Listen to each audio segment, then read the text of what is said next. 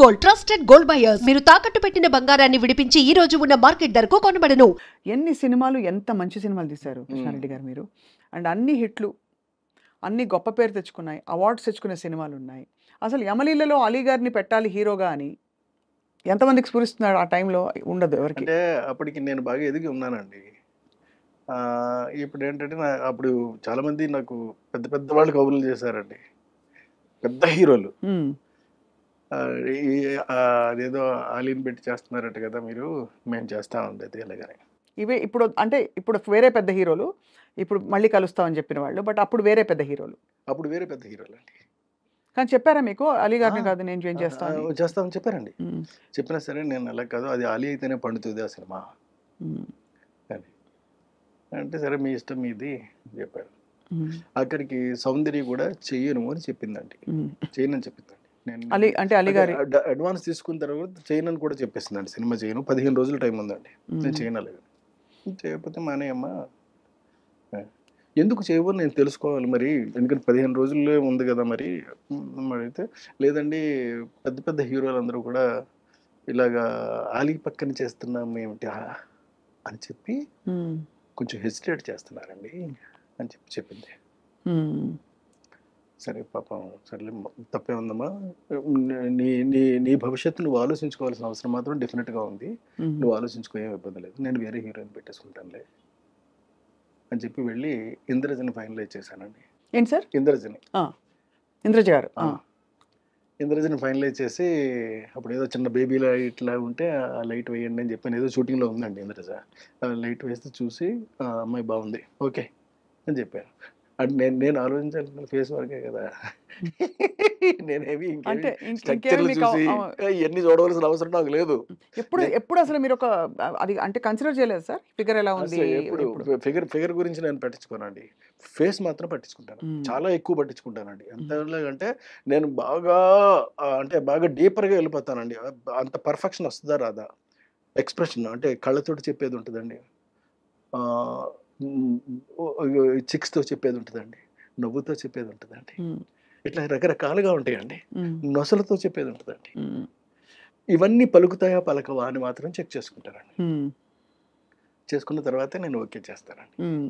So అలా ఇంద్రజ గారిని అంటే కాకపోతే మరి కొంచెం ఇలా లావుగాను ఉంటే ఇప్పుడున్నటువంటి టర్మ్స్కి కరెక్ట్ కాదు కాబట్టి కాస్త స్లిమ్గా కాస్త బాగా ఓకే ఎలా ఉన్నా, బట్ ఫేస్ మాత్రం చాలా ఎక్స్ప్రెసివ్గా ఉండాలండి. మళ్ళీ గుడ్గా ఉందా బ్యాడ్గా ఉందని కూడా నేను చూడనండి, ఎక్స్ప్రెసివ్గా ఉండాలి అది.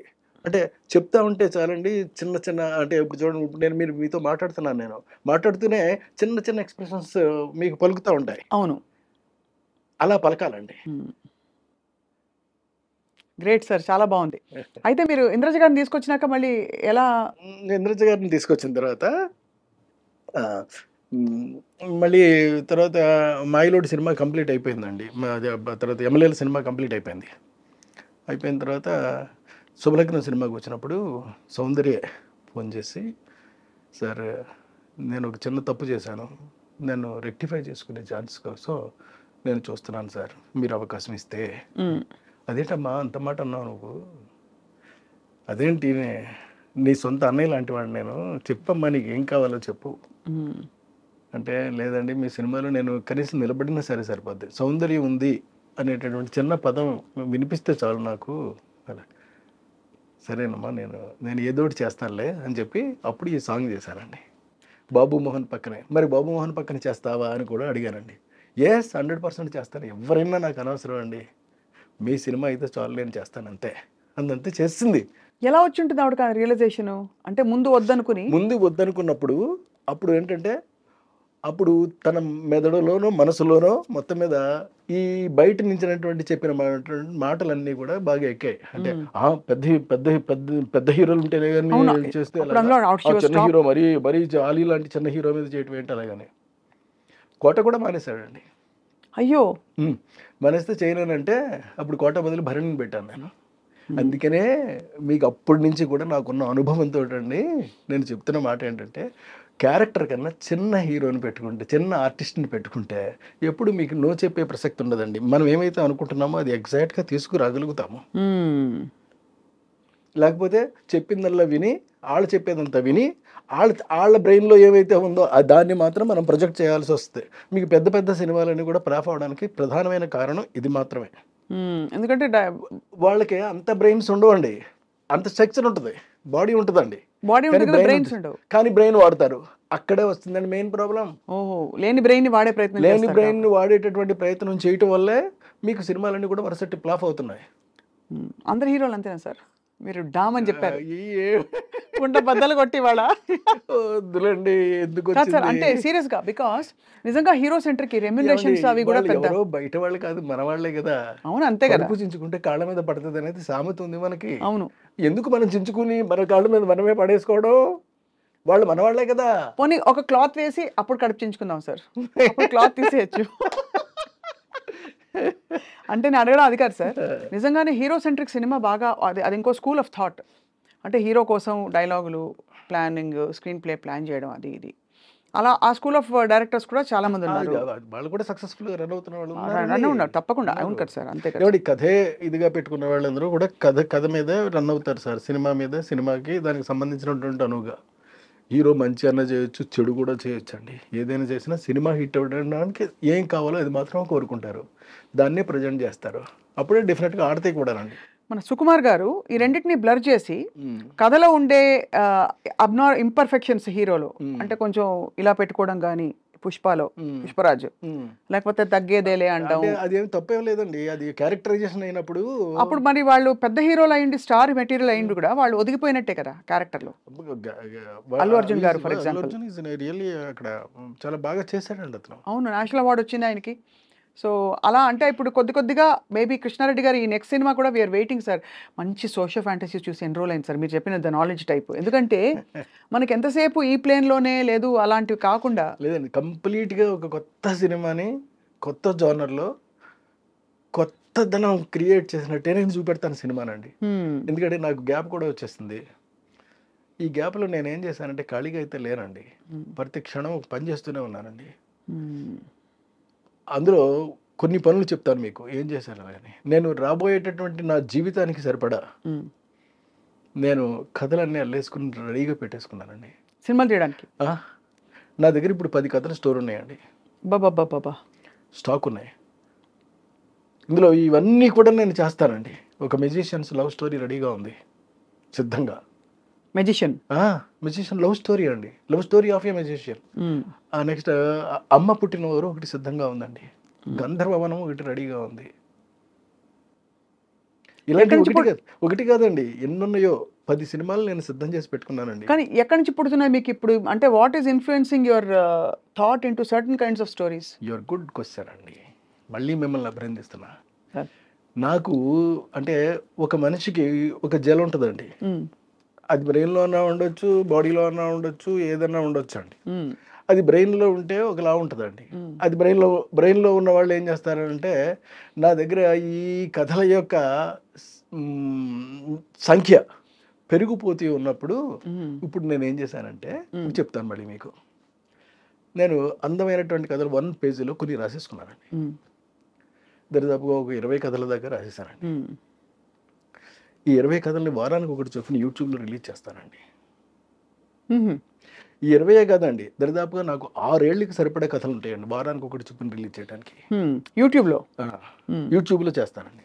ఇది కాకుండా అంటే యూట్యూబ్లో సినిమాలు తీస్తారు, బుజ్జి సినిమాలా? చిన్నవే, ఓన్లీ 5 నిమిషాల పాటు నేను అందంగా చేస్తానండి. నా డిక్షన్లోనే ఉంటుందండి. ఎవరి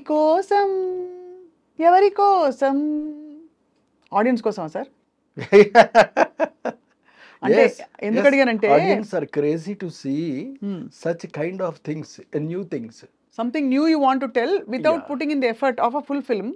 5 నిమిషాలు చేస్తారు, 5 నిమిషాల్లో ఒక కథ చెప్పేస్తారండి. ఇలాంటి కథలు నా దగ్గర చాలా ఉండిపోయినాయి.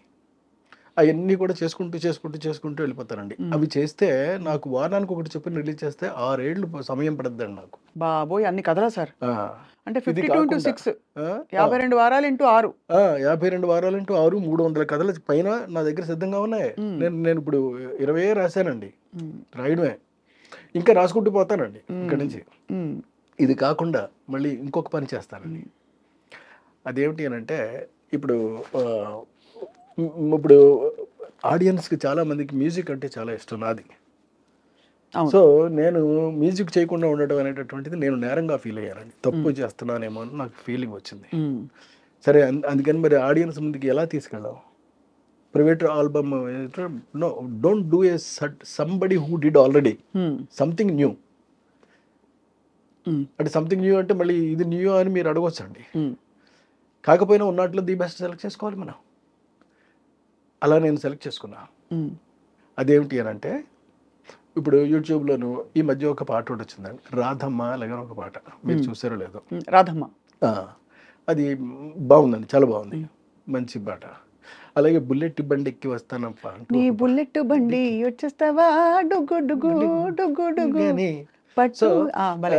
చూసారా అంటే ఇవన్నీ ఇప్పుడు అది తానే పాడింది, ఇక్కడ తాను పాడలేదండి. అంటే తాను పాడినా తాను పాడకపోయినప్పటికీ కూడా అవి ప్రజెంట్ చేస్తున్నారు. అవును. సో ఇలా నేను ఎందుకు చేయకూడదు అని నాకు ఒక పెద్ద ప్రశ్న వచ్చింది. మ్మ్. అప్పుడు నేను నెలకు ఒక పాట ఒకటి చొప్పుని రిలీజ్ చేసుకుంటూ పోతానండి. Lyric already ready. ఏది రెడీ లేదు, ట్యూన్స్ మాత్రం రెడీ అండి. మీకు ట్యూన్స్ మాత్రం రెడీగా ఉన్నాయి, వాటిని రాయించడం ఎంతసేపు రాయిస్తానండి, అంతే. రాయించుకోవడం, శుభ్రంగా పాడించుకోవడం, మార్కెట్లోకి నేనే యాక్ట్ చేస్తానండి. అది నేనే చేస్తాను. ఎవరో ఒక అమ్మాయినో ఇంకొకరినో వేసుకుంటానండి. వేసుకుని చాలా జాగ్రత్తగా సింపుల్గా కొత్త కల్ట్ ఆఫ్ కంటెంట్.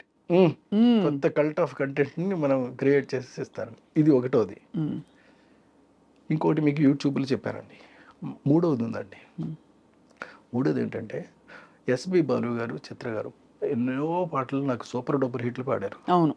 అందుకని నేను వాళ్ళ నేను పాడుతున్నట్టుగా, యాక్చువల్గా నేను పాడడం కాదండి, అది బాలు గారే పాడడం, కానీ నేను నటిస్తాను అంతే.